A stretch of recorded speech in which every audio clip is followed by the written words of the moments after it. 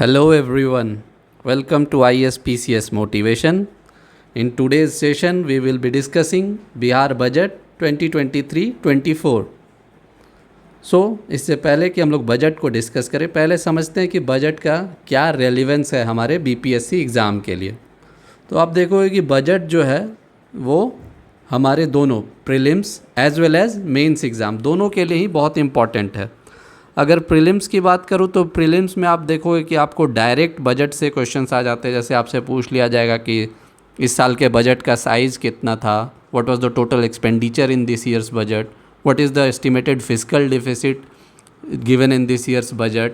इस तरीके से जो फैक्ट्स दिए हुए बजट पे वो डायरेक्टली पूछ सकते हैं। या फिर ये पूछा जा सकता है कि बताओ कि एजुकेशन डिपार्टमेंट में कितना एक्सपेंडिचर है इस साल के बजट में, या फिर कोई स्कीम अगर मेंशन्ड है तो उसके बारे में पूछा जा सकता है आपको प्रीलिम्स में। तो ये प्रीलिम्स की बात हो गई। अगर मैं मेंस की बात करूँ तो मेंस एग्ज़ाम में आपको मे भी हो सकता है कि डायरेक्टली क्वेश्चंस आ जाए बजट के फीचर्स पे, मे भी पॉसिबिलिटी है, लेकिन इनडायरेक्टली आप इसको हमेशा यूज़ कर सकते हो। कैसे, मान लो अगर आपको कोई क्वेश्चन आता है बिहार के इकोनॉमी पे, तो आप यहाँ से डायरेक्टली डेटा वहाँ पे कोट कर सकते हो कि हाँ, जैसे कि बिहार इकोनॉमी का क्या साइज़ है, या फिर क्या इकोनॉमिक ग्रोथ रेट है, क्या फिजिकल डेफिसिट है, इसे स्टेट के फिजिकल परफॉर्मेंस आप बता सकते हो। तो इस तरीके से जो बजट में फैक्ट्स और फिगर्स और या फिर जो स्कीम्स मेंशन्ड है, अगर आप उसको अपने मेंस के आंसर में अगर इंक्लूड करते हो तो वो बहुत इंपॉर्टेंट वैल्यू एडिशन होता है आपके आंसर का। और वो फिर आपका क्या होता है कि दूसरों के आंसर से आपके आंसर को डिफ्रेंशिएट करता है। तो ये हमारा जो है वो बजट का रेलिवेंस है आपके बीपीएससी एग्ज़ाम के लिए, दोनों पीटी और मेंस के लिए।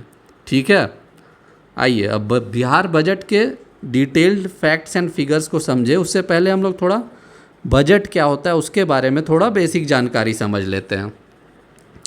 तो in simple terms, budget can be defined as a statement containing the estimated receipts और income and the expenditure for the current financial year of the state। मतलब जो हमारा स्टेट है, जो हमारा राज्य है, उसके करंट वित्त, इस करंट मतलब इस साल जो ये जो वित्तीय वर्ष है उसका जो एस्टिमेटेड अनुमानित एक्सपेंडिचर है, अनुमानित खर्च है और अनुमानित इनकम या रिसीट्स है, उसका स्टेटमेंट होता है। उसमें एक डिटेल्ड वे में पूरा खाका दिया होता है कि सरकार इस साल किस हेड में कितना, मान लो कि किस सेक्टर में, जैसे शिक्षा हो गए, हेल्थ हो गया, आपका ग्रामीण विकास हो गया, शहरी विकास हो गया, रोड के क्षेत्र हो गया, ये सारे डिटेल्ड वे में वहाँ पे दिया होता है कि किस में कितना खर्च करेगी। उसी तरह डिटेल्ड वे में इनकम भी वहाँ पे आउटलाइन रहता है कि हाँ, कहाँ से राज्य के कर से कितना पैसा आएगा, फिर सेंट्रल के शेयर में जो राज्य का, सेंट्रल के जो टैक्सेस में राज्य का जो शेयर है वो कितना आएगा। तो इन सारे चीज़ों को मिला के फिर जो है वो स्टेट देखती है कि कितना उसे फिर पैसे की कमी हो रही है जिसको वो बाज़ार से बोरो करेगी, मतलब कितना उधार लेना होगा।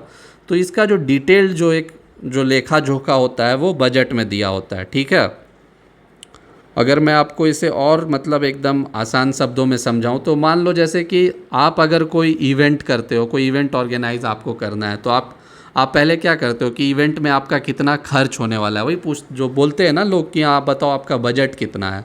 तो उसमें आप क्या देखते हो कि मान लो आप कोई पार्टी ऑर्गेनाइज़ कर रहे हो तो पहले जोड़ते हो कि अलग अलग हेड्स में कितना पैसा खर्च होना है, जैसे कि खाना पे कितना खर्च होगा, सजावट पे कितना खर्च होगा, कुछ गिफ्ट देना है तो उस पर कितना खर्च होगा। तो इस तरीके से हर हेड पे आप एक्सपेंडिचर जोड़ते हो, तो टोटल एक्सपेंडिचर जोड़ते हो।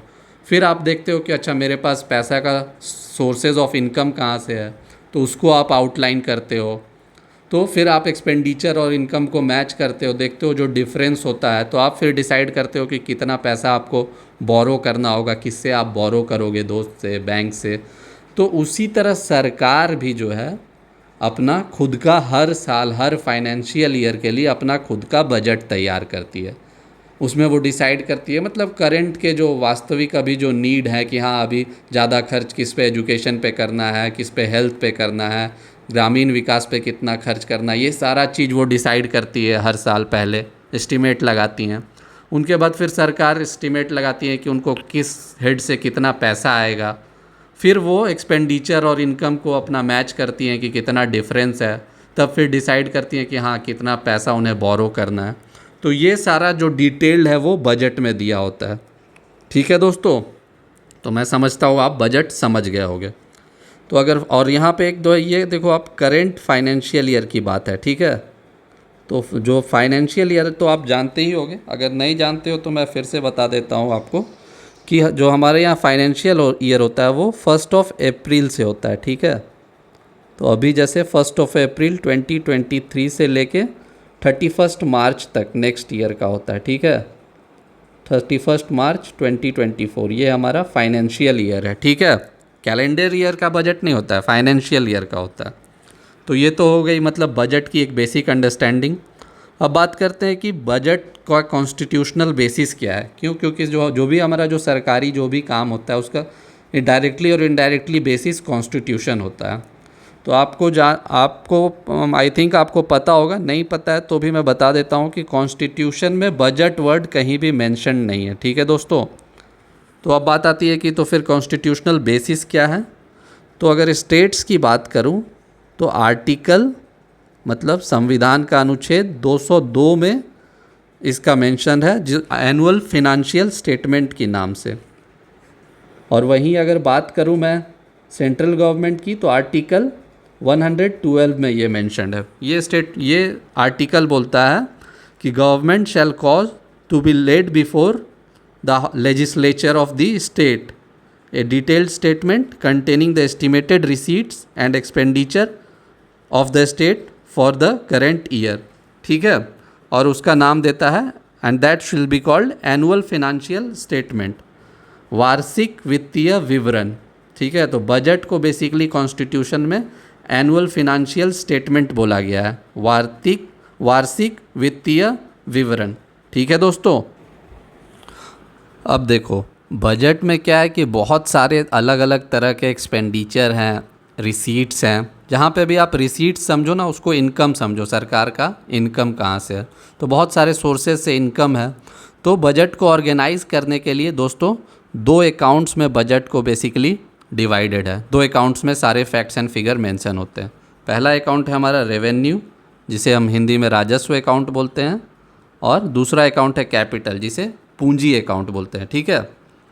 तो अब अगर बात करें कि ये होते क्या है, रेवेन्यू अकाउंट कैसे डिसाइड करते हैं कि कौन सा एक्सपेंडिचर रेवेन्यू में होगा, कौन सा कैपिटल में होगा, तो ये बेसिकली नेचर ऑफ एक्सपेंडिचर से डिसाइड होता है। तो रेवेन्यू एक्सपेंडिचर जो होता है दोस्तों वो शॉर्ट टर्म एक्सपेंडिचर होता है, रेकरिंग नेचर का एक्सपेंडिचर होता है। वहीं जो हमारा कैपिटल एक्सपेंडिचर होता है वो लॉन्ग टर्म एक्सपेंडिचर होता है और mostly lump sum one time expenditure होता है, ठीक है। तो जैसे अगर मैं आपको एग्जांपल से समझाऊं तो जैसे मान लो घर पे आप कुछ टीवी खरीदते हो, टीवी। तो टीवी क्या है, आप एक बार खरीदे वो आप मतलब हर साल या हर महीने नहीं खरीदते, एक बार खरीदे 5 साल 10 साल डिपेंडिंग ऑन द क्वालिटी चलेगा। तो ये आपका क्या हो गया, कैपिटल नेचर का एक्सपेंडिचर हो गया। अब उसी टीवी में जो है आप मान लो कोई डीटीएच रिचार्ज करवाते हो, तो ये क्या है, आप हर मान लो एयरटेल है या फिर टाटा स्काई, जो भी आपका आप रिचार्ज करवाते हो, तो ये क्या है, आप हर महीने करवा रहे हो, ये रेकरिंग नेचर का है। तो ये हमारा हो गया रेवेन्यू एक्सपेंडिचर, ठीक है। अब इसी तरह अगर सरकार के हेड में आपको मैं एग्जांपल से समझाऊं तो मान लो शिक्षा के क्षेत्र में हम देखते हैं। तो शिक्षा के क्षेत्र में मान लो अगर आप स्कूल ले लो, तो स्कूल बनाने में, स्कूल कैंपस बनाने में मान लो इस बिल्डिंग बनाए, उसमें टेबल्स चेयर सब लगाएं, सारा चीज़ का व्यवस्था हुआ, पूरा स्ट्रक्चर बनाया गया। तो ये जो बिल्डिंग बनाने में जो खर्च है ये क्या है, एक बार बन गया तो 10-15 साल 20 साल तक चलेगा, तो ये कैपिटल नेचर का हुआ। और उसी स्कूल में जो टीचर्स एम्प्लॉयड हैं या फिर जो स्टाफ्स और जो हैं ऑफिस स्टाफ से एम्प्लॉयड है, तो उनको क्या है, हमको हर महीने सैलरी देना है। स्कूल में मान लो अगर हर महीने कुछ स्टेशनरीज़ आ रहे हैं, मान लो आपको मार्कर आ रहा है, चौक आ रहा है, तो इस तरीके से जो अगर मान लो खाना बन रहा है मिड डे मील स्कीम के तहत, तो उसके लिए सब्जी आ रहा है, राशन, तो ये क्या है, ये रेकरिंग नेचर के एक्सपेंडिचर हो गए। तो ये हमारा रेवेन्यू एक्सपेंडिचर हो जाएगा, ठीक है। होप आपको डिफरेंस समझ में आ गया होगा।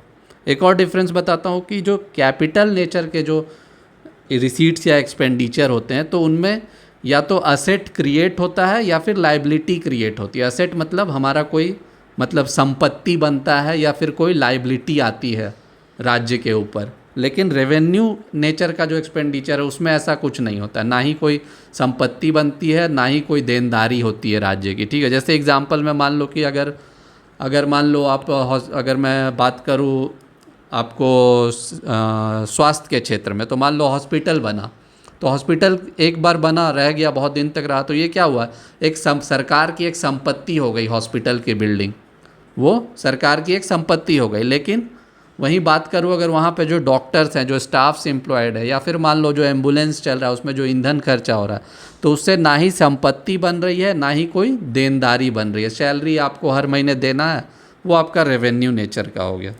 ठीक है, तो आशा करता हूँ कि आपको रेवेन्यू और कैपिटल में डिफरेंस अच्छे से समझ में आ गया होगा।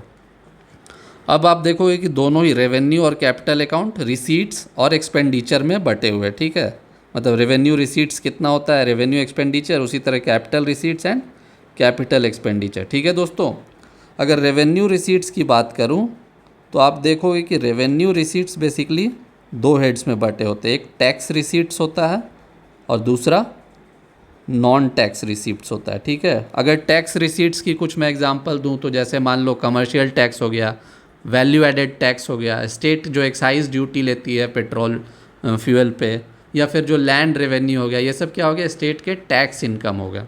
अगर मैं नॉन टैक्स रेवेन्यू रिसीट्स की बात करूँ तो मान लो हर स्टेट का मान लो कोई एक कंपनी है, मान लो बिहार का बिरेडा एक जानते हो एक कंपनी है, तो उस कंपनी से जो इनकम आती है तो उस इनकम से उसे हम लोग डिविडेंड बोलते हैं। ठीक है, तो ये डिविडेंड क्या है, नॉन टैक्स रिसीट्स है। उसी तरह मान लो सरकार ने कुछ पैसा किसी को लोन दिया है, इन्वेस्ट दिया है, उससे जो इंटरेस्ट इनकम आता है वो क्या है, नॉन टैक्स रिसीट्स है। ठीक है, तो ये रेवेन्यू रिसीट्स के डिफरेंस हो गया। अगर एक्सपेंडिचर की बात करूं तो ये आपको मान लो कि जो सैलरीज देना पड़ता है, जो आपको पेंशन्स देना पड़ता है, फिर जो एडमिनिस्ट्रेटिव एक्सपेंसेस हैं, तो ये सारे हमारे रेवेन्यू एक्सपेंडिचर हो गए। ठीक है, उसी तरह अगर कैपिटल की बात करूं तो कैपिटल रिसीट्स जो है मतलब वो क्या है हमारा, मतलब जैसे कि मान लो कि कुछ हमारा अगर हमने बोरोइंग किया है तो वो क्या है, लॉन्ग टर्म है। ठीक है, तो वो हमारा कैपिटल रिसीट्स हो गया। ठीक है, मान लो कि अगर सरकार की कोई कंपनी है और उसमें उन्होंने स्ट्रैटेजिक डिसइन्वेस्टमेंट कर दिया, उसे बेच देते हैं, जिसे हम लोग डिसइन्वेस्टमेंट बोलते हैं, तो जो उससे इनकम आता है वो क्या होता है हमारा, वो रिसीट्स होता है, कैपिटल रिसीट्स। ठीक है, उसी तरह अगर एक्सपेंडिचर की बात करें तो जैसे कैपिटल आउटले है, मान लो कुछ स्कूल के बिल्डिंग बनाने में जो पैसा खर्च हुआ, या फिर रोड की इंफ्रास्ट्रक्चर बनाने में जो पैसा खर्च हो रहा है, वो क्या है, कैपिटल एक्सपेंडिचर है। मान लो सरकार ने कुछ लोन दिया है, तो लोन का जो प्रिंसिपल अमाउंट जो पेमेंट होता है वो क्या है, सरकार का एक्सपेंडिचर है। लेकिन लोन का जो इंटरेस्ट अमाउंट जो होता है उसका जो सरकार पेमेंट करती है वो रेवेन्यू में आता है। क्यों, क्योंकि वो बार बार देना होता है और वो हमारा रेवेन्यू के एक्सपेंडिचर अकाउंट में आता है। ठीक है दोस्तों, तो ये बेसिकली मैंने बताया कि किस अकाउंट्स में डिवाइडेड है अपना बजट। ठीक है, अब बजट में कुछ टर्म्स आते हैं, डिफिसिट। ठीक है, तो सबसे पहले बात कर लेते हैं रेवेन्यू डिफिसिट की।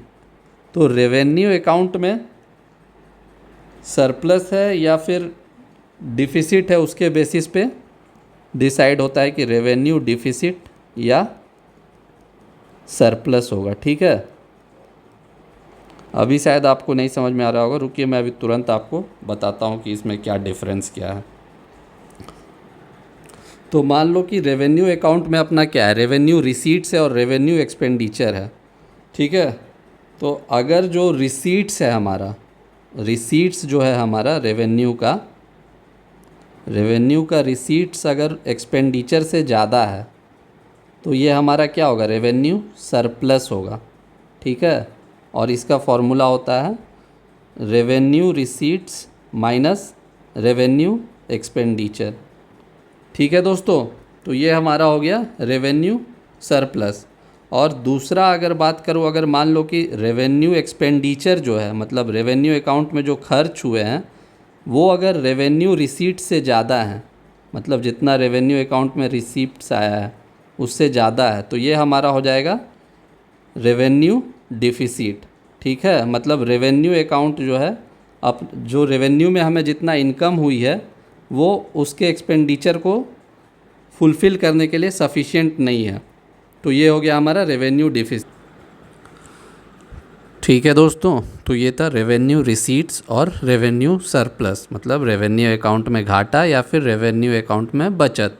सिंपल टर्म्स में बताऊं तो अगर रिसीट्स एक्सपेंडिचर से ज़्यादा है तो क्या होगा, बचत, रेवेन्यू सरप्लस। और अगर एक्सपेंडिचर जो है, जो खर्च है, वो इनकम यानी रिसीट से ज़्यादा है तो मतलब क्या होगा, घाटा, तो रेवेन्यू डेफिसिट। ठीक है।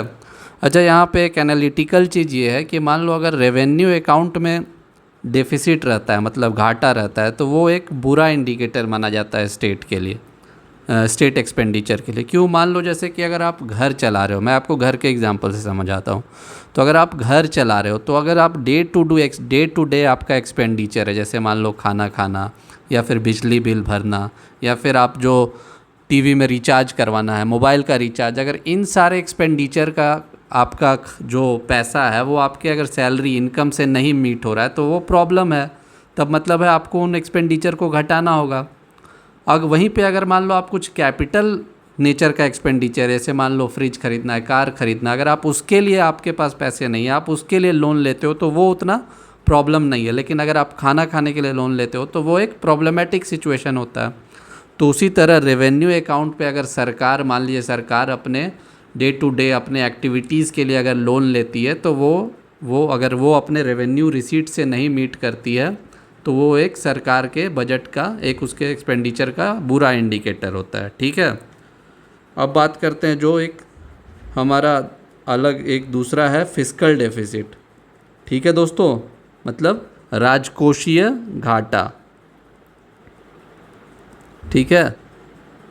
तो फिस्कल डेफिसिट जो है दोस्तों, मतलब राजकोषीय घाटा, वो भी एक स्टेट फाइनेंस का इम्पॉर्टेंट इंडिकेटर होता है। तो फिस्कल डेफिसिट जो होता है बेसिकली उसका होता है जो सरकार की टोटल एक्सपेंडिचर है, टोटल एक्सपेंडिचर को अगर हम उसके टोटल नॉन डेट रिसीट्स से, मतलब उसका वैसा रिसीट्स जिसमें उधार नहीं क्रिएट हो रहा, उससे माइनस करेंगे तो वो हमारा फिस्कल डेफिसिट मिलता है। टोटल एक्सपेंडिचर मतलब revenue expenditure plus capital expenditure. ठीक है। और वहीं अगर टोटल नॉन डेट रिसीट्स की मैं बात करूं तो इसमें आ जाता है हमारा पहला तो जो हमारा रेवेन्यू, जो आप देखोगे कि जो रेवेन्यू नेचर का रिसीट्स है वो सारा नॉन डेट है, क्योंकि उसमें कोई, मैंने बताया था, ना कोई असेट क्रिएट होता है ना कोई लाइबिलिटी होती है। लेकिन कैपिटल में देखोगे तो जो हम बोरोइंग्स है वो क्या है, हमारा जो हम बाज़ार से बोरो करते हैं वो हमारा डेट क्रिएटिंग है। तो कैपिटल रिसीट्स माइनस जो बोरोइंग है वो हमारा नॉन डेट रिसीट हो जाएगा। तो ये बेसिकली फिस्कल डेफिसिट इंडिकेट करता है, और ये बेसिकली इंडिकेट करता है कि कितना बोरोइंग रिक्वायरमेंट है। ठीक है, सरकार को कितना अपने एक्सपेंडिचर के लिए पैसा उधार लेना है, ये इंडिकेट करता है हमारा फिस्कल डेफिसिट। ठीक है। तो ये हो गया फिस्कल डेफिसिट, राजकोषीय घाटा। एक और इम्पॉर्टेंट डेफिसिट है प्राइमरी डेफिसिट। ठीक है। तो होता क्या है कि मान लो जैसे फिस्कल डेफिसिट देखोगे वो कोशिश रहता है कि उसे कम से कम रखा जाए, लेकिन उसका एक इम्पॉर्टेंट पार्ट जो होता है वो इंटरेस्ट पेमेंट होता है। मतलब जो पिछले सरकारों ने जो, या फिर पिछले वित्त वर्ष में जो लोन लिया गया है उसका इंटरेस्ट पेमेंट। तो अगर टोटल फिस्कल डेफिसिट जो है हमारा, उससे अगर हम माइनस कर देते हैं इंटरेस्ट पेमेंट, ठीक है, तो जो आता है वो हमारा होता है प्राइमरी डेफिसिट।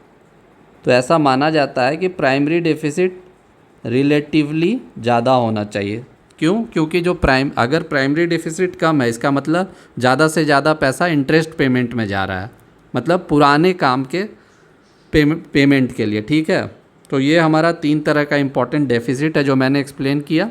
तो अभी तक बजट की बेसिक्स अंडरस्टैंडिंग हो गई। अब आइए बजट के हम लोग एक एक करके बजट के फैक्ट्स एंड फिगर को डिस्कस कर लेते हैं, जिसमें सबसे पहले आता है बजट एस्टीमेट्स। अच्छा, उससे पहले एक और इम्पॉर्टेंट फैक्ट कि इस साल का जो बजट है वो 28 फरवरी, हर साल 28 फरवरी को ही प्रेजेंट होता है। 28 फरवरी 2023 को प्रेजेंट किया गया और इसे प्रेजेंट किया है विजय कुमार चौधरी जी ने, जो कि फाइनेंस मिनिस्टर हैं। ठीक है, बिहार सरकार में ये जेडीयू के नेता हैं। ठीक है।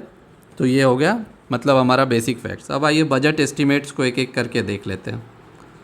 तो सबसे पहले तो देखते हैं कि बजट का क्या एक्सपेंडिचर हमारा है। ठीक है, जो पूछा जाता है कि इस बार सरकार का बजट का साइज़ क्या है। तो टोटल एक्सपेंडिचर अगर आप देखोगे सरकार का इस बार का, तो वो 2,61,885.4 करोड़ है। 2,61,885.4 करोड़। वहीं 2022-23 में टोटल एक्सपेंडिचर था 2,37,391.19 करोड़। ठीक है, मतलब पिछले साल से इस साल कुल 10.18% की इंक्रीमेंट हुई है। ठीक है, तो ये टोटल एक्सपेंडिचर हो गया। वहीं अगर मैं बात करूं, अब टोटल एक्सपेंडिचर है तो वो दो अकाउंट में, जैसा मैंने ऊपर में डिस्कस किया था, रेवेन्यू और कैपिटल। तो रेवेन्यू में आप देखोगे कि 2,07,848, आपको इसको याद करने के लिए 2,07,850 करोड़ रख सकते हो। और कैपिटल अकाउंट में लगभग 54,000 करोड़ रुपए खर्च हुए हैं, जो कि रफली रेवेन्यू एक्सपेंडिचर जो है वो 79.4% है टोटल एक्सपेंडिचर का, और कैपिटल एक्सपेंडिचर जो है 20.6% है। ठीक है, देखो आपको ये सारे फैक्ट्स याद ही करने होंगे, इसका कोई सॉल्यूशन नहीं है, क्योंकि ये डायरेक्ट पूछे भी जा सकते हैं और आपको इसे कोट भी करना होगा मेंस एग्ज़ाम में, और प्रीलिम्स में डायरेक्ट फिगर पूछे जा सकते हैं। तो आपको ये फैक्ट्स याद करना होगा। ठीक है, एक और एक्सपेंडिचर का जो है वो बाइफर्केशन होता है डेवलपमेंटल नॉन डेवलपमेंटल में। ठीक है, ऑल्दो ये बहुत यूज़ का नहीं है चूँकि, लेकिन बजट में मेंशन था तो मैंने बता दिया। टोटल बजट का एक्सपेंडिचर का 63.9%, मतलब रफली 64% जो है वो डेवलपमेंटल एक्सपेंडिचर, और 36% जो है वो आपका नॉन डेवलपमेंटल एक्सपेंडिचर। देखो जो जो इम्पॉर्टेंट फैक्ट्स हैं मैं उसे हाईलाइट भी कर दे रहा हूँ। ठीक है, तो आप उन सबों को याद करने पे ध्यान देना। वहीं अगर बात करूं कि एनुअल स्कीम आउटले कितना है, ठीक है, तो वो टोटल 1,00,000 करोड़ है। ठीक है, जो टोटल बजट हमारा होता है ना, वो दो पार्ट में डिवाइडेड, एक तो स्कीम आउटले हो गया, और दूसरा हमारा जो होता है वो कमिटेड एक्सपेंडिचर। ठीक है, कमिटेड एंड इस्टेब्लिश्ड एक्सपेंडिचर, मतलब एक पार्ट होता है जो स्कीम्स पे खर्च होते हैं, जैसे मान लो समग्र शिक्षा अभियान हो गया, बिहार सरकार का साइकिल बांटने का जो चीफ मिनिस्टर साइकिल वाला स्कीम हो गया, उसके बाद चीफ मिनिस्टर उद्यमी योजना हो गया। तो इन सारे स्कीम्स पे जो खर्चा होता है वो उसको स्कीम आउटले बोलते हैं। और कुछ होते हैं कमिटेड एक्सपेंडिचर, जैसे जो सैलरी पे करना है, जो पेंशन पे करना है, या फिर मान लो जो हमारे जो लोन लिए गए उस पर इंटरेस्ट पेमेंट है, वो सारे क्या है, वो कमिटेड और इस्टेब्लिश्ड नेचर के एक्सपेंडिचर है। तो आप देखोगे कि 2,61,000 में से 1,00,000 करोड़ जो है एनुअल स्कीम आउटले है। ठीक है, ये चूँकि एक राउंड फिगर में है तो इसलिए इसे याद रख लेना। अब वहीं पे टोटल रिसीट्स की अगर बात करूं तो टोटल रिसीट 2,62,000 करोड़ के अराउंड है, जिसमें कि रेवेन्यू रिसीट आपका 2,12,326 करोड़ है, और कैपिटल रिसीट्स आपका 49,758 करोड़ है। ठीक है, इसमें आपको बेसिकली ये याद रखना कि हाँ, मतलब कि जो परसेंटेज में जो है वो हमारा रेवेन्यू रिसीट्स जो है अप्रॉक्सीमेटली 81% है, और कैपिटल रिसीट्स जो है रफली 19% में है। ठीक है, तो ये फिगर आप याद रखना। अगर आपसे ये एब्सोल्यूट टर्म्स में भी याद रहे तो वो भी अच्छा है। इसके बाद जो है वो इम्पॉर्टेंट फैक्ट है एक जीएसडीपी, स्टेट का जीएसडीपी कितना है, मतलब इकोनॉमी ऑफ द स्टेट का साइज़ कितना है, what is the size of the states economy, वो जीएसडीपी से पता चलता है। तो बजट के हिसाब से इकोनॉमी का साइज़ है 8,58,928 करोड़। ठीक है, मतलब लगभग आप याद करने के लिए रख सकते हो 8.59 लाख करोड़। ठीक है दोस्तों, तो ये जीएसडीपी का साइज़ है स्टेट का। अब आइए हम लोग स्टेट के डेफिसिट्स को देख लेते हैं बजट में इस बार कि कितना डेफिसिट बोला गया। तो अगर फिस्कल डेफिसिट की बात करें, राजकोषीय घाटा की, तो इस बार टोटल फिस्कल डेफिसिट जो है वो 25,567 करोड़ रुपए हैं। ठीक है, 25,567 करोड़, जो कि होता है 2.98% ऑफ द जीएसडीपी। ठीक है, तो अगर मैं बात करूं लिमिट की, तो इस बार था कि 3% से कम होना चाहिए था, less than 3% of the GSDP होना चाहिए था फिस्कल डेफिसिट को। तो आप देख सकते हो इसे मीट किया है, और कभी कभी ट्रेंड पूछ लिया जाता है, तो अभी देखो कि लगातार पिछले कुछ साल से फिस्कल डेफिसिट घटते जा रहा है। जैसे 2021-22 में कितना था, 3.78% था जीएसडीपी का, 3.78% था। अगर वही मैं बोलूँ कि 2022-23 में कितना था, 3.47% था, ठीक है। और इस साल जो है एस्टिमेटेड है 2.98%। मतलब क्या हो रहा है, फिस्कल कंसोलिडेशन, इसे क्या बोलते हैं। अगर फिस्कल डेफिसिट धीरे धीरे घट रहा है, मतलब राज्य का जो राजकोषीय जो स्टेटस है, जो फिस्कल स्टेटस है, वो इम्प्रूव हो रहा है, और इसे फिस्कल कंसोलिडेशन बोलते हैं दोस्तों, ठीक है। तो ये हमारा फिस्कल डेफिसिट हो गया। अगर रेवेन्यू अकाउंट की बात करें तो आप देखोगे कि रेवेन्यू का जो रिसीट्स है वो एक्सपेंडिचर से ज़्यादा है, इसलिए हमारे रेवेन्यू अकाउंट में सरप्लस है। We have surplus in our revenue account. 4,478 मतलब 4,478.97 करोड़ का सरप्लस है, जो कि होता है 0.52% ऑफ द जीडीपी, ठीक है, जीएसडीपी। तो ये आप याद रखना कि रेवेन्यू सरप्लस है। अच्छा, एक और इम्पॉर्टेंट फैक्ट क्या है, आप देखोगे बिहार बजट में हमेशा रेवेन्यू सरप्लस होता है। जो मैं बात कर रहा था ना कि रेवेन्यू सरप्लस होना इम्पॉर्टेंट है, तो 2004-05 से लेके 2018-19 तक बिहार का बजट रेवेन्यू सरप्लस रहा है। उसके बाद फिर कोविड के बैकड्रॉप में 2020 के बाद से 2019-20 से 2022-23 तक जो है थोड़ा रेवेन्यू डेफिसिट रहा है, लेकिन इस साल फिर से देखो रेवेन्यू सरप्लस हो गया है, ठीक है। तो ये डिफिसिट की बात हो गई। अब देखते हैं ग्रोथ रेट। ग्रोथ रेट किसी भी स्टेट के इकोनॉमी का बहुत इंपॉर्टेंट होता है। तो इस साल का जो अनुमानित ग्रोथ रेट दिया हुआ है हमारे बजट में वो है 15.24%। मतलब राज्य की जो इकोनॉमी जीएसडीपी है वो 15.24% के दर से बढ़ेगी, ठीक है दोस्तों। आप इससे डायरेक्ट क्वेश्चन भी पूछा जा सकता है, आप इसे अपने मेंस के आंसर में भी लिख सकते हो। वहीं अगर 2022-23 की बात करूं तो एस्टिमेटेड है कि 2022-23 में 10.34% का ग्रोथ होगा, और वहीं 2021-22 की बात करूं तो 10.98 मतलब लगभग 11% का ग्रोथ रेट कैलकुलेट किया गया। आप देख रहे हो कि हर साल जो है जो ग्रोथ रेट है मोर देन 10% है, ठीक है। ये बहुत इम्पॉर्टेंट है, इसीलिए Bihar one of the fastest growing states में आता है इंडिया के, ठीक है। तो ये हमारा हो गया जीएसडीपी ग्रोथ रेट। अब रिसीट्स की अगर ब्रेकअप की बात करें कि सरकार का जो इनकम है, जो उनका आय का स्रोत है, वो कहाँ कहाँ से आता है, जो मैंने बताया उसके बारे में डिटेल दिया रहता है। तो ये एक पाई चार्ट है, इस पाई चार्ट में बजट में अच्छे से एक्सप्लेन किया गया है। तो आप देखोगे कि जो सबसे बड़ा जो शेयर है वो आता है, जो 39% है रफली, वो आता है केंद्रीय करों में राज्य के अंश, मतलब states share in central taxes. 39% जो है वो state share in central taxes से आ रहा है, ठीक है। वहीं अगर बात करूँ उसके बाद नेक्स्ट है 20.37 मतलब रफली 20.4% जो है वो केंद्र सरकार से सहायता अनुदान, मतलब grant from the central government. इसमें आप देखो कि फिनांस कमीशन के ग्रांट हैं, सेंट्रल सेक्टर स्कीम के लिए जो ग्रांट आता है वो है, सेंट्रल सेक्टर स्कीम्स के लिए जो ग्रांट आता है वो है, सेंट्रली स्पॉन्सर्ड स्कीम्स के ग्रांट है, ठीक है। इसके बाद देखो तो जो राजस्व है, स्टेट का अपना जो टैक्स रिसोर्सेज है उससे लगभग 19% रिसोर्स आ रहे हैं। जो नॉन टैक्स है उनसे 2.5% इनकम है।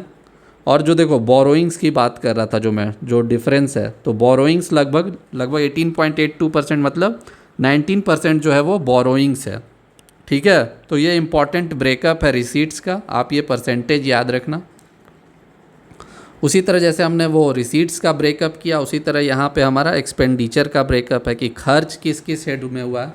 तो खर्च को बेसिकली 3 हेड में, मतलब रफली 3 हेड में बांटा गया है। आपका इकोनॉमिक सर्विस, सोशल सर्विस और जनरल सर्विस, ठीक है। तो सबसे ज़्यादा जो खर्च है आप देखोगे हमारा वो सामाजिक सेवाएं मतलब सोशल सर्विस में है। 38% रफली जो है टोटल एक्सपेंडिचर का वो सोशल सर्विस में। सोशल सर्विस में आपके हेल्थ सेक्टर, स्वास्थ्य आ जाती है, एजुकेशन शिक्षा आ जाती है, आपका जो भी बैकवर्ड क्लासेस हो गए या फिर हमारे जो मार्जिनलाइज सेक्शन है उनके लिए जो वेलफेयर मेजर्स होता है वो सब सोशल सेक्टर में आ जाती है। फिर इसके बाद नेक्स्ट है जो जनरल सेवाएं। सामान्य सेवा में आप देखो 28.38% एक्सपेंडिचर है। सामान्य सेवाएं मतलब जैसे जो हमारा एडमिनिस्ट्रेटिव एक्सपेंस है, जो सैलरीज़ है, जो हमारा इंटरेस्ट पेमेंट्स है, तो ये सब हमारे सामान्य सेवाएं में आ जाते हैं, ठीक है। उसके बाद जो है इकोनॉमिक सर्विस मतलब आर्थिक सेवाएं, वो 24% है। तो वो जो इकोनॉमिक सर्विस है, जैसे मान लो इन्वेस्टमेंट हुआ या फिर मैन्युफैक्चरिंग को प्रमोट करने के लिए कुछ सब्सिडी दे रहे, ये सब इकोनॉमिक सर्विस में आ जाते हैं, ठीक है। तो इकोनॉमिक सर्विस 24% है। और जो डेट का रीपेमेंट है देखो वो 9% है। लोक ऋण पब्लिक डेट रीपेमेंट 9%। ये एक एक्सपेंडिचर का ब्रेकअप है। आपसे पूछा जा सकता है कि ये इकोनॉमिक सर्विस, सोशल सर्विस और जनरल सर्विस को बढ़ते क्रम में अरेंज करो, तो यहाँ देख लीजिए, एक social service is greater than general service greater than economic service, ठीक है। तो ये एक्सपेंडिचर का ब्रेकअप था दोस्तों। अब इसी तरह अगर सेक्टर वाइज एक्सपेंडिचर की बात करें, जैसा कि मैंने शुरू में बताया था कि डिटेल्ड एक्सपेंडिचर रहता है, तो अगर बात कर जो कुछ इंपॉर्टेंट सेक्टर्स हैं, तो सबसे पहला जो हमारा इंपॉर्टेंट सेक्टर है वो शिक्षा। तो शिक्षा में जो है वो कुल एक्सपेंडिचर का लगभग 15.45%, माने लगभग 15.5% खर्च जो है शिक्षा के क्षेत्र में है। और ये सबसे ज़्यादा है दोस्तों, ठीक है। सबसे ज़्यादा शिक्षा क्षेत्र में ही खर्च है सरकार का, 40,450 करोड़। अगर मैं बात करूँ हेल्थ सेक्टर में तो 6.48% है, मतलब लगभग 6.5%, ठीक है। ये लगभग 16,966 करोड़ रुपए स्वास्थ्य के क्षेत्र में खर्च किया जा रहा है, ठीक है। वहीं अगर रूरल वर्क्स की बात करूं तो 5.9% है टोटल एक्सपेंडिचर का, ठीक है। और देख लो 15,452 करोड़ है जो कि।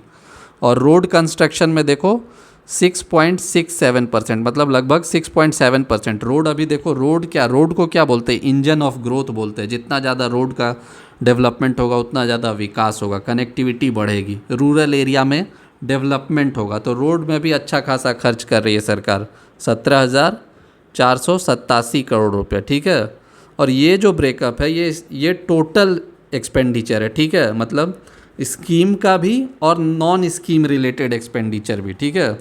अब वहीं अगर स्कीम का एक्सपेंडिचर की बात कर लूँ, जहाँ पे हमने वो जो स्टार्टिंग में बताया था कि टोटल आउटले कितना है 1 लाख करोड़, ठीक है। अगर इसकी ब्रेकअप की बात कर लूँ तो सबसे ज़्यादा स्कीम में भी जो है वो एजुकेशन सेक्टर में, वो कितना है 22.2%, ठीक है।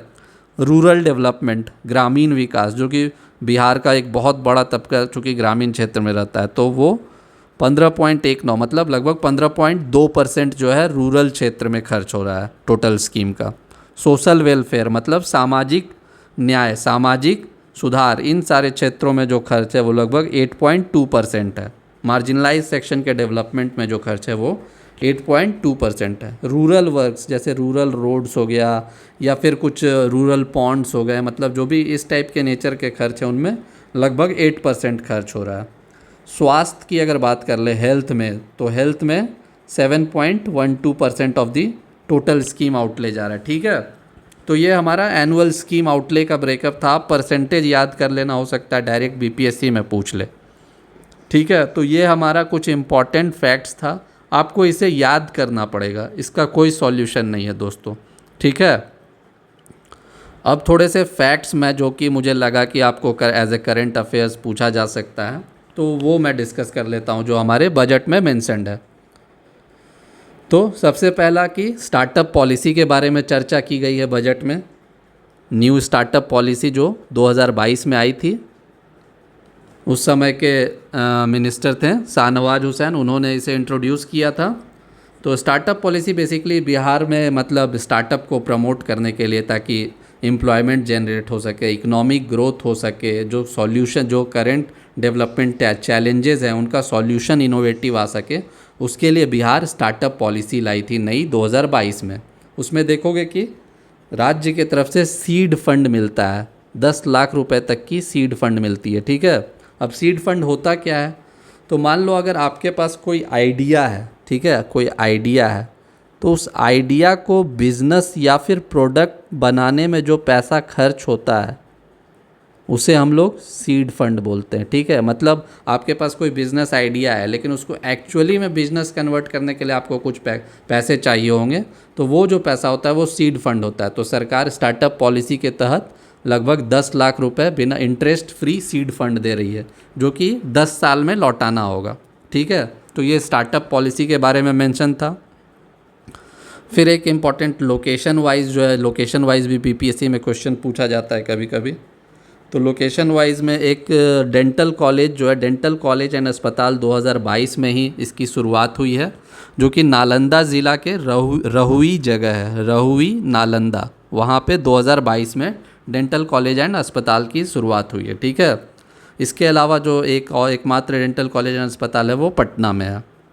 फिर बजट में बताया गया विजय कुमार चौधरी जी के द्वारा कि अब हर कंस्टिट्यूएंसी मतलब जो 243 विधानसभा के कंस्टिट्यूएंसी है, हर कंस्टिट्यूएंसी में एक पीएचसी प्राथमिक हेल्थ सेंटर और 5 एडिशनल हेल्थ सब सेंटर के निर्माण होंगे। ठीक है। तो ये एक इम्पॉर्टेंट फैक्ट था जो बजट में मेंशन था। अब फूड ग्रेन्स की बात कर लें। फूड चूँकि एक एग्रीकल्चरल प्रधान इकोनॉमी है और फूड ग्रेन बहुत इंपॉर्टेंट होता है, तो फूड ग्रेन प्रोडक्शन जो है 2022 में रिकॉर्ड 1,184.86 लाख मेट्रिक टन का प्रोडक्शन बिहार में रिकॉर्ड किया गया है। ठीक है। तो ये आपसे हो सकता है डायरेक्टली पूछ लिया जाए। तो इस और 2018 में जो मात्र 118 लाख टन था, उससे बढ़कर 2022 में 184.86 लाख टन हो गई है फूड ग्रेन प्रोडक्शन। ठीक है। अच्छा, राज्य में चूँकि ये मतलब आप देखोगे कि अभी हम लोग कि लगभग 76% ऑफ द पॉपुलेशन एग्रीकल्चर में इन्वॉल्व है, तो एग्रीकल्चर डेवलपमेंट बहुत इंपॉर्टेंट पार्ट हो जाता है। तो एग्रीकल्चर डेवलपमेंट के लिए आप देखोगे कि 2008 से जो है एग्रीकल्चर रोड मैप आ रहा है। ठीक है। एग्रीकल्चर रोड मैप, और अभी इस साल 31 मार्च 2023 को एग्रीकल्चरल रोड मैप 3 जो है उसका टर्म ओवर हो गया। एग्रीकल्चरल रोड मैप 1 जो था आपका 2008 से 12 था, एग्रीकल्चरल रोड मैप 2 जो था आपका 2012 से 17 था, और एग्रीकल्चरल रोड मैप 3 आपका 2017 से 23 तक था। ठीक। इसी कड़ी में फाइनेंस मिनिस्टर जी ने बताया है कि अब आने वाले 5 साल के लिए एग्रीकल्चरल रोड मैप 4 तैयार हो रहा है, और इसमें स्पेशल इम्फेसिस किसको दिया जाएगा? पल्सेस, दाल, ऑयल सीड्स, तिलहन और न्यूट्रिशियस ग्रेन्स पे स्पेशल इम्फेसिस होगा एग्रीकल्चरल रोड मैप 4 में। ठीक है। तो ये हमारी एग्रीकल्चरल रोड मैप की बात हो गई। और अगर बोलूँ तो बताया 2 इम्पॉर्टेंट ये लोकेशंस हैं। यहाँ पे आप देखोगे कि सेंटर ऑफ एक्सीलेंस है। ठीक है। सेंटर ऑफ एक्सीलेंस में बेसिकली इम्पॉर्टेंट रिसर्च होते हैं, इम्पॉर्टेंट प्रोसेस का डेमोन्स्ट्रेशन होता है। तो चंडी जो है वो एक नालंदा में जगह है, वहाँ पे सब्जी के लिए सेंटर ऑफ एक्सीलेंस है, और देसरी जो है वो वैशाली में है, यहाँ पे फ्रूट्स यानी फलों के लिए सेंटर ऑफ एक्सीलेंस है। ठीक है। इसके बाद बात करूँ तो अब एग्रीकल्चर प्रमोशन के लिए जो है इरिगेशन प्रोजेक्ट्स इंपॉर्टेंट हो जाते हैं। तो राज्य में बहुत सारे इरिगेशन प्रोजेक्ट्स हैं, जैसे कि सोन इरिगेशन प्रोजेक्ट है, फिर कोसी इरिगेशन प्रोजेक्ट है, कोसी कैनाल प्रोजेक्ट है, गंडक कैनाल प्रोजेक्ट है। तो ये सब तो सभी जानते हैं सभी, लेकिन कुछ जो यूनिक मुझे मिला बजट में वो एक था कुंडा घाट रिजर्वायर। ठीक है।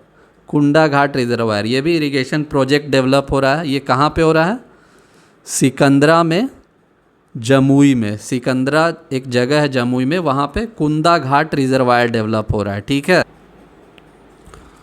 तो ये आप देखोगे कि जमुई में एक बहुआर नदी है, बहुआर नदी पे ही ये कुंडा घाट रिजर्वायर बन रहा है। ठीक है। ये एक इम्पॉर्टेंट फैक्ट लगा था, इसलिए मैंने मेंशन कर दिया। जल जीवन हरियाली मिशन, जिसे आप जानते हो 2 अक्टूबर 2019 में स्टार्ट किया गया। इसे climate change, rain water harvesting, energy savings, renewable energy promotion, इन सारे चीज़ों को प्रमोट करने के लिए एक कम्प्रिहेंसिव स्कीम है जो स्टार्ट किया गया है। तो इसमें टोटल जो है आप देखोगे 11 कंपोनेंट्स है। ठीक है। कभी कभी ये डायरेक्ट पूछ लिया जाता है कि कितने कंपोनेंट्स है, तो इसमें टोटल 11 कंपोनेंट्स है।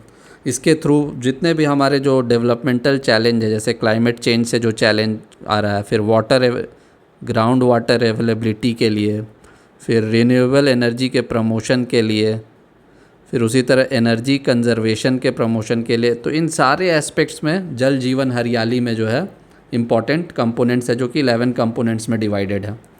उसी तरह अगर और मैं फैक्ट्स बोलूँ तो अभी रिन्यूएबल एनर्जी में सोलर एनर्जी के प्रमोशन के लिए 2 जगह बड़ी पावर प्लांट बन रही है। एक कजरा जो कि लखीसराय में है, दूसरा पीरपैंती जो कि भागलपुर में। ये दोनों जगह सोलर एनर्जी प्लांट बन रहे हैं, ठीक है, सोलर एनर्जी पार्क बन रहा है, जिसका मतलब लगभग अप्रॉक्सीमेटली 450 मेगावाट के कैपेसिटी का है। ये दोनों जगह पहले थर्मल प्लांट बनने थे, अब यहाँ पे सोलर एनर्जी पार्क बन रहे हैं। उसके बाद अगर मैं बात करूँ तो हाँ, वीरपुर सुपौल में आप देखोगे सेंटर ऑफ एक्सीलेंस है, ठीक है, सेंटर ऑफ एक्सीलेंस है। ये यहाँ पे एक इस्टेब्लिश हुआ है physical modelling centre. Physical modelling centre में बेसिकली कुछ नहीं, जो रिवर जो होता है उसका एक फ़िज़िकल मॉडल बनाया जाता है और उसके बेसिस पे स्टडी किया जाता है कि कितना इसमें पानी, कितना रेनफॉल होगा तो कितना पानी को रिटेन करेगा, कहाँ कहाँ बाढ़ आने का पॉसिबिलिटी है। तो इन सारे का डिटेल्ड एक स्टडी होता है, तो इससे हम लोग प्रिवेंटिव मेजर्स अपना सकते हैं। तो यही फिज़िकल मॉडलिंग सेंटर इस्टेब्लिश हुआ है वीरपुर सुपौल के सेंटर ऑफ एक्सीलेंस में। ये इंडिया का अपना तरह का दूसरा एक इम्पॉर्टेंट फिज़िकल मॉडलिंग सेंटर है। पहला जो है central water power research station Pune में है, ठीक है। तो ये एक इम्पॉर्टेंट फैक्ट है बजट में मेंशन। अगर ट्री प्लांटेशन की टारगेट की बात करूं, वृक्षारोपण की टारगेट की, तो 2023-24 में कुल 3 करोड़ वृक्षारोपण का टारगेट सेट है। ये दो मिनिस्ट्री ऑफ इन्वायरमेंट फॉरेस्ट एवं क्लाइमेट चेंज और मिनिस्ट्री ऑफ रूरल डेवलपमेंट दोनों का मिला के ये टारगेट है 3 करोड़, ठीक है। जैसा कि मैंने ऊपर बताया था, राज्य के टोटल 76% ऑफ पॉपुलेशन जो है वो डिपेंडेंट और एग्रीकल्चर, देख रहे हो, मतलब more than 3/4 of the population आज भी एग्रीकल्चर पे डिपेंडेंट है। अब मान लो एग्रीकल्चर पे आपसे कोई सवाल पूछा जाता है बिहार से रिलेटेड, तो आप अगर इंट्रोडक्शन में यहाँ से शुरुआत करते हो, according to the budget approximately 76% of the population is dependent on agriculture, ये अगर आपका इंट्रोडक्शन होता है तो देखो कितना इम्पैक्टफुल होगा, ठीक है। वहीं अगर बात कर लूँ तो हाल ही में एग्रीकल्चर सेक्टर को प्रमोट करने के लिए 3 कॉलेज का भी स्थापना हुआ है। एक है कॉलेज ऑफ एग्रीकल्चरल इंजीनियरिंग जो कि आरा में है, दूसरा है कॉलेज ऑफ एग्री बायोटेक जो कि सबौर भागलपुर में है, सबौर भागलपुर में ही एग्रीकल्चरल यूनिवर्सिटी भी है, और तीसरा है आपको college of agri business and management Mithapur Patna, ठीक है। ये आपके प्रीलिम्स के लिए इंपॉर्टेंट फैक्ट था, इसलिए मैंने मेंशन कर दिया। नेक्स्ट आपको new frozen cement station, frozen cement जो कि इम्पॉर्टेंट है, मतलब आर्टिफिशियल इंसेमिनेशन के लिए, फ्रोजन सीमेंट बहुत इंपॉर्टेंट है। तो एक new frozen cement station establish हुआ है, कहाँ, पूर्णिया के मरंगा में, ठीक है। मैं जगह का भी नाम मेंशन कर दे रहा हूँ, आजकल पीटी में जगह का भी नाम पूछ लेते हैं शहर में भी, इसलिए मैंने मेंशन कर दिया है, मरंगा पूर्णिया। नेक्स्ट है लोहिया स्वच्छ बिहार अभियान, ठीक है। बेसिकली ये लोहिया स्वच्छ बिहार स्कीम प्लस स्वच्छ भारत अभियान ग्रामीण दोनों को मिला के बिहार में लोहिया स्वच्छ बिहार अभियान है, ठीक है। इसका अभी फ़ेज़ 2 चल रहा है। फ़ेज़ 2 में इम्पॉर्टेंट 2023-24 के लिए क्या फैक्ट है कि 15 new plastic waste recycling unit लगने वाले हैं, ठीक है। 15 नए प्लास्टिक अपशिष्ट रिसाइकलिंग यूनिट लगने वाले हैं, ठीक है। उसके बाद अगर बजट से ये देखो, ये इम्पॉर्टेंट फैक्ट मिला है कि कितने म्युनिसिपल कॉरपोरेशन है, तो टोटल 19 म्युनिसिपल कॉरपोरेशन है, 88 म्युनिसिपल काउंसिल है और 154 जो है आपके नगर पंचायत है, ठीक है। ये अर्बन लोकल बॉडीज़ का डिटेल है। अब देखो नमामि गंगे स्कीम अभी बहुत इंपॉर्टेंट चल रहा था, नमामि गंगे स्कीम जो कि 2014 में मोदी जी ने लॉन्च किया था गंगा को क्लीन करने के लिए। तो इसमें जो है वर्क जो है आपका पटना में ही सिर्फ नहीं, आमूमन लोग को लगता है कि पटना में नहीं, पटना के अलावा सुल्तानगंज जो कि भागलपुर में है, बाढ़ जो पटना में ही है, और सोनपुर, ये 4 टाउन में नमामि गंगे का काम कंप्लीट हो गया है और अभी 12 सिटीज़ में काम चल रहा है, ठीक है। नेक्स्ट हमारा आ जाता है ग्रीन कवर। तो फॉरेस्ट सर्वे इंस्टीट्यूट देहरादून से 2019 में बिहार सरकार ने सर्वे करवाया था और उस सर्वे के अकॉर्डिंग टोटल ग्रीन कवर जो स्टेट में है वो 15% ऑफ द जोग्राफिकल एरिया है, ठीक है। और टारगेट है कि 17% ऑफ द जोग्राफिकल एरिया पे इसे पहुंचाना है। ये इस सर्वे के हिसाब से है, ना कि फॉरेस्ट सर्वे ऑफ इंस्टीट्यूट जो कि हर 2 साल पे एक नेशनल लेवल पे सर्वे करता है उसका नहीं, ये बिहार सरकार के सर्वे के हिसाब से, ठीक है। नेक्स्ट इम्पॉर्टेंट फैक्ट है वाल्मीकि टाइगर रिजर्व, तो सभी जानते हो पश्चिमी चंपारण में है। तो वहाँ पे अभी हाल ही में राइनो, दो इम्पॉर्टेंट स्कीम स्टार्ट हुए। राइनो री इंट्रोडक्शन, वन हॉर्न राइनो को री इंट्रोड्यूस किया जा रहा है गंडक के बैंक के लॉन्ग, और दूसरा elephant rescue and rehabilitation centre, ठीक है, हाथी के लिए रेस्क्यू एंड रिहैबिलिटेशन सेंटर भी इस्टेब्लिश किया जा रहा है। फिर आप देखोगे कि बिहार का एक इम्पॉर्टेंट पॉलिसी आया था 2022 में, बिहार इन्वेस्टमेंट प्रमोशन पॉलिसी, ठीक है, 2022 का है, ठीक है, बिहार इन्वेस्टमेंट प्रमोशन पॉलिसी।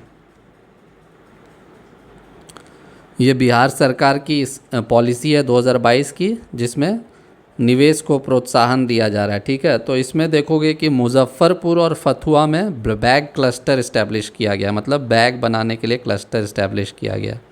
इससे जो है जीविका दीदी को भी जोड़ा गया है, ठीक है। तो इसलिए ये इम्पॉर्टेंट फैक्ट हो जाता है। इन बैग क्लस्टर में 40 जीविका दीदी के SHGs को जोड़ा गया है, ठीक है, उन्हें उद्यमी में, इंटरप्राइज में ट्रांसफॉर्म किया गया। फिर एक इम्पॉर्टेंट हाईलाइट किया गया था, आप देखोगे कि एजुकेशन से रिलेटेड फैक्ट जो है कि प्राइमरी स्कूल जो है वो 98.63% ऑफ दी हैबिटेशन में, ठीक है, और वहीं जो मिडिल स्कूल है वो 99.19%, मतलब प्राइमरी स्कूल से भी ज़्यादा है हैबिटेशन में। मतलब अगर 100 में से 98.63 हैबिटेशन में प्राइमरी स्कूल है, लेकिन 100 में से 99.19 हैबिटेशन में मिडिल स्कूल है। ये एक्चुअली अभी हाल ही में समग्र शिक्षा अभियान जो है उसके तहत बहुत सारे प्राइमरी स्कूल को मिडिल स्कूल में कन्वर्ट किया गया है, तो इस कारण से ये फैक्ट इम्पॉर्टेंट है, तो ये आप देख लेना। और इसके बाद है बिहार बाल भवन किलकारी, ठीक है, ये बच्चों में इनोवेशन, क्रिएटिविटी के कल्चर को डेवलप करने के लिए ये एक इम्पॉर्टेंट सेंटर है, किलकारी भवन, जो कि हर डिस्ट्रिक्ट में है। अभी फ़िलहाल इसको इन्विसाज किया हर डिस्ट्रिक्ट में, अभी फ़िलहाल ये पटना, गया, भागलपुर, पूर्णिया और दरभंगा ज़िले में, ठीक है। ये एक इम्पॉर्टेंट फैक्ट था।